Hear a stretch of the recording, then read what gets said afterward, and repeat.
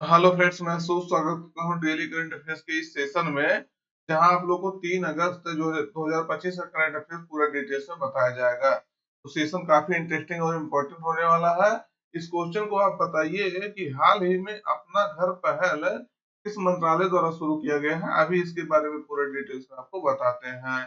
तो सेशन काफी इंटरेस्टिंग और इम्पोर्टेंट होने वाला है। लास्ट तक देखिए, कई सारे क्वेश्चन आपको मिलने वाला है। तरह चर्चा में रहा क्योटो प्रोटोकॉल कब लाया गया था। तो अभी ये चर्चा में था क्योटो प्रोटोकॉल, इसे कब लाया गया था ये आप लोगों को बताना है। देखिएगा, लाया कभी गया था, लागू कभी हुआ था। तो ये क्या पूछ रहा है, कब ये लाया गया था और क्यों चर्चा में है, क्योंकि इंटरनेशनल कोर्ट ऑफ जस्टिस ने इसमें जो है कुछ डिसीजन डिसीजन दिया है, इसीलिए जो है ये चर्चा में रहा है। तो कब लाया गया था इस दोस्तों जो है क्योटो प्रोटोकॉल को, आप लोग बताइए। विकल्प आपके सामने है, कब लाया गया था। 1992, 97, 2005 या 2002, कब लाया गया था। तो सही उत्तर आपका रहेगा, इसे 1997 में जो है लाया गया था, लेकिन यह जो है 2005 में पूर्णतः लागू हुआ था। ये बात आपको ध्यान रखना है। 1997 में क्योटो प्रोटोकॉल को लाया गया था।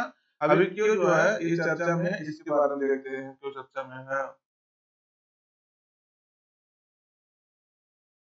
एक ऐतिहासिक सलाहकार राय में जो है अंतरराष्ट्रीय न्यायालय ने, यानी इंटरनेशनल कोर्ट ऑफ जस्टिस ने स्पष्ट किया है कि पेरिस समझौते जो 2015 में हुआ था, आप सब जानते होंगे 2015 में क्लाइमेट से संबंधित जो समझौता हुआ था, पेरिस समझौता।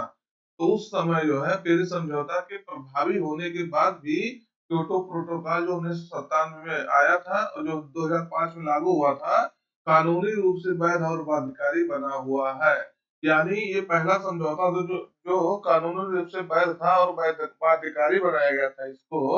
और ये कह रहा है कि 2015 के बाद भी कंटिन्यू ये चल रहा है, यानी ये जो क्योटो प्रोटोकॉल ये समाप्त नहीं हुआ है। तो यही चीज इसने जो है एक सलाहकार राय में हमने दिया है, किसने, इंटरनेशनल कोर्ट ऑफ जस्टिस। यानी अभी जो क्योटो प्रोटोकॉल चल रहा है, इससे कोई भी देश ये कह नहीं सकता कि इस प्रोटोकॉल को जो है समय खत्म हो गया है और ये जो है इससे हमारा ये इसमें हमारा कोई दायित्व नहीं है। तो क्योंकि ये बाध्यकारी भी था, तो इसलिए जो है ये इस पे डिसीजन सुनाना बहुत, कह सकते हैं, अच्छी बात है कि ये क्योटो प्रोटोकॉल अभी जो है कंटिन्यू है। तो क्योटो प्रोटोकॉल क्या था, 1997 में आया था और 2005 में जो है जलवायु परिवर्तन पर संयुक्त राष्ट्र फ्रेमवर्क कन्वेंशन, यानी United nation framework on climate change, sorry, United nation framework conference on climate change की जो है इसके तहत इसको लागू किया गया था। तो ध्यान रखना है, ग्रीन हाउस गैस वगैरह जो है कंट्रोल करने के लिए इसको क्या किया गया था, इस समझौते को लाया गया था। तो यह विकसित देशों अनुलग्नक एक देशों, जो विकसित देश होते हैं उनको जो है, जैसे इसमें दो श्रेणियां डाली गई है, अनुलग्नक वन और दो। तो जो विकसित देश है उनको वन में डाला गया है, इनके द्वारा यानी विकसित देश द्वारा उत्सर्जन में कटौती को जो अनिवार्य बनाने वाली पहली बाध्यकारी अंतर्राष्ट्रीय संधि थी। तो विकसित देश जो उत्सर्जन करते हैं ग्रीन हाउस गैस वगैरह के, उसका उसके लिए उनको क्या किया था, प्रतिबद्ध किया गया था कि आप इसको जो है कंट्रोल करिए। और ये समझौता जो है बाध्यकारी रूप में जो बनाया गया था कि ये बाध्यकारी है। ध्यान रखना, क्योटो आप जानिएगा जापान का एक शहर है, यही ये सम्मेलन हुआ था। इसके बाद जो है ये समझौता हुआ था, इसके कारण से इसका नाम क्योटो प्रोटोकॉल पड़ गया है। सामान्य लेकिन विभेदित जिम्मेदारियों और संबंधित क्षमताओं के सिद्धांत पर ये आधारित समझौता है। यानी इसके लिए आपको सामान्य चीजें करनी है, लेकिन मतलब अलग अलग करना है। विकसित देशों को अलग करना है, विकासशील देशों के लिए इस पर अलग कार्य करना है, लेकिन जिम्मेदारियां सबके लिए है।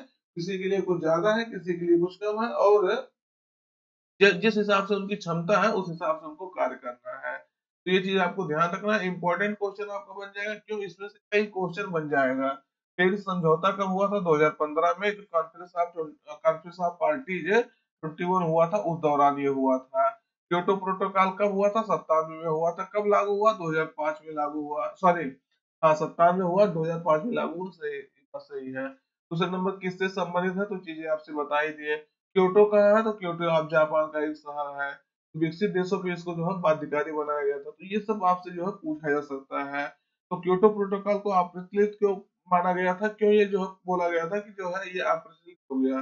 क्योंकि पेरिस समझौता जो है ये आ गया था, तो उसके तहत ये कहा जा रहा था कि ये जो है अप्रचलित हो गया है। और वैसे बहुत सारे देश हो गए, जैसे अमेरिका जैसे देश कभी क्योटो प्रोटोकॉल का अनुमोदन किया ही नहीं। यूएसए जैसे देश जो है इसका अनुमोदन कभी किए ही नहीं, इस कारण से ये जो है अप्रचलित नजर आ रहा था। और कनाडा, जापान और अन्य देशों ने इसका अनुपालन करना बंद कर दिया और इससे बाहर हो गए।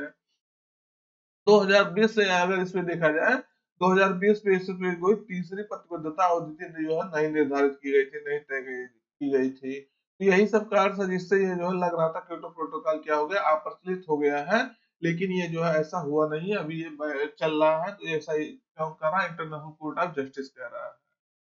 अगला है न्यू यू नसोसा यू नसोसा को जो है किस देश का प्रधानमंत्री नियुक्त किया गया है? तो इन नयो शाह को जो है किस देश का प्रधानमंत्री नियुक्त किया गया है? Myanmar, Thailand, Malaysia, Philippines. तो किसका नियुक्त किया गया है?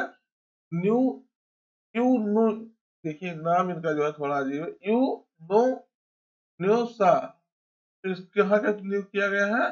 तो ये म्यांमार का इनका जो है प्रधानमंत्री नियुक्त किया गया है। आपको पता होगा लगभग 2021 से यहाँ जो है सेना का शासन चल रहा है। तो यहाँ 2021 सेना के शासन के बाद अभी ये बहाल कर दिया गया है। यहाँ जो है इमरजेंसी लगाया गया था। क्या लगाया गया था दोस्तों? आपातकाल लगाया गया था। और इस आपातकाल के दौरान जो है क्या हुआ था, सेना अपने अंदर सारी का शासन जो है कंट्रोल कर ली थी। और उसके तहत देश में आपातकाल लगाया गया था और तब से आपातकाल चल रहा था। लेकिन अभी जो है सेना के प्रमुख ने आपातकाल को खत्म कर दिया है और नए प्रधानमंत्री की नियुक्त करके एक नया विभाग भी नियुक्त कर दिया। उसके बारे में देखते हैं क्या है पूरा सिस्टम। तो म्यांमार के जो आर्मी चीफ हैं, मिन आंग हलैंग, तो इन्होंने जो है देश से 4 साल बाद आपातकाल को हटा दिया है। तो आर्मी चीफ कौन थे? ये मिन आंग हलैंग थे। अब उन्होंने नई सरकार और state security and peace commission जो है इसका गठन किया है। तो क्या किया है, जो स्टेट लेवल पर मतलब पूरे देश में सिक्योरिटी और पीस के लिए एक कमीशन बनेगी, कैसे उसको जो है पीस और कमीशन उसके लिए मेंटेन किया जाएगा। तो नई सरकार का पीएम जो है यू न्यो सा को जो है बनाया गया है। किसको बनाया गया है? यू नो न्यो सा को। और मिन जो ये आर्मी का चीफ था, मिन आंग हलैंग, ये जो है अभी state security and peace commission का चेयरमैन बन गया है। यानी जो अभी नया विभाग शुरू किया है, state security and peace commission, एक कमीशन शुरू किया है, उसका ये अपना चेयरमैन बन गया। और इनको जो है प्रधानमंत्री बना दिया। किसको जो है प्रधानमंत्री बना दिया है? तो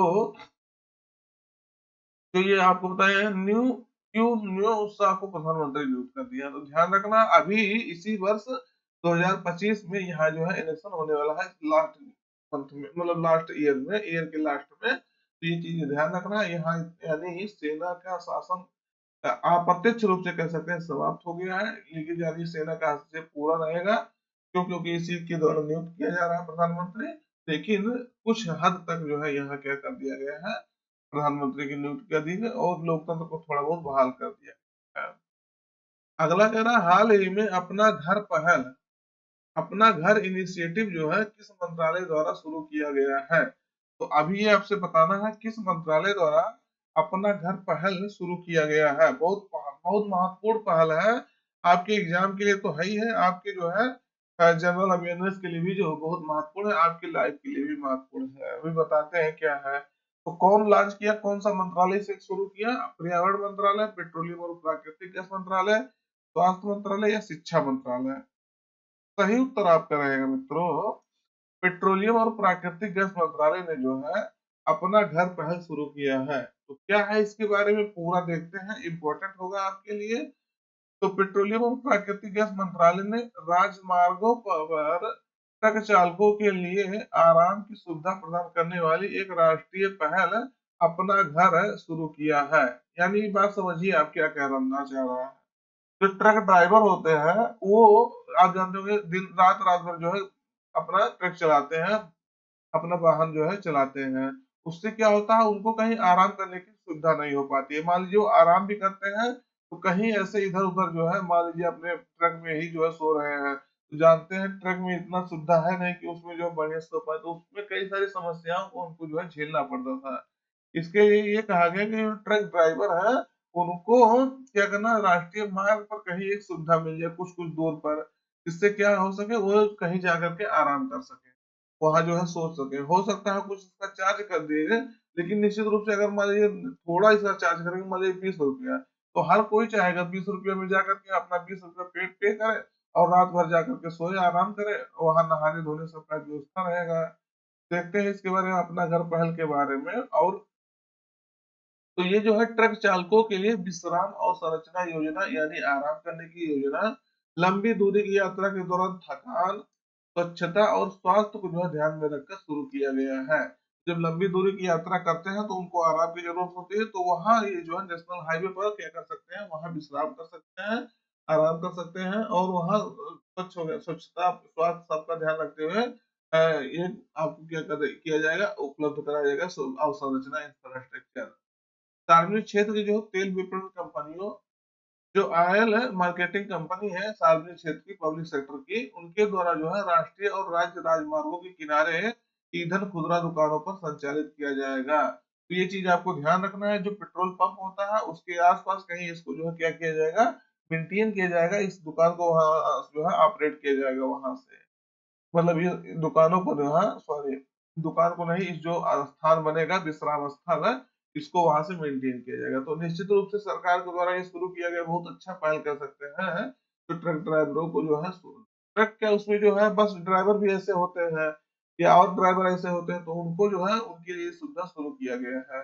तो विशेषताएं क्या है, ये जो है विशेषताएं देखेंगे तो अगर कवरेज देखेंगे तो कवरेज इसका जो है लगभग प्रमुख राजमार्गों पर 4,611 बिस्तरों वाले 368 विश्राम गृह जो है, विश्राम गृह ही संचालित होंगे। यानी जो है 368 जगह है ऐसा जो है सुविधा उपलब्ध कराने की सरकार की योजना है। तो अगर सुविधाएं देखेंगे तो इसमें जो है शयन गृह होगा, यानी नहाने के लिए प्रत्येक में जो है 10 से 30 बिस्तर के लिए शयन गृह बनाया जाएगा, यानी 30 लोग वहां जाकर आकर के जो है निवास कर सकते हैं, वहां जाकर के रात बिता सकते हैं। स्वच्छ शौचालय और स्नान है, स्नान क्षेत्र होगा, और खाना पकाने और भोजन क्षेत्र जो है होगा। रेस्तरा और ढाबे होंगे, शुद्ध पेयजल तक जो है वहां पहुंच आपको प्रदान किया जाएगा। अगर तकनीक ले देखेंगे तो बुकिंग, फीडबैक और ड्राइवर सहभागिता के लिए अपना घर मोबाइल ऐप जो है एक लॉन्च किया गया है सरकार द्वारा।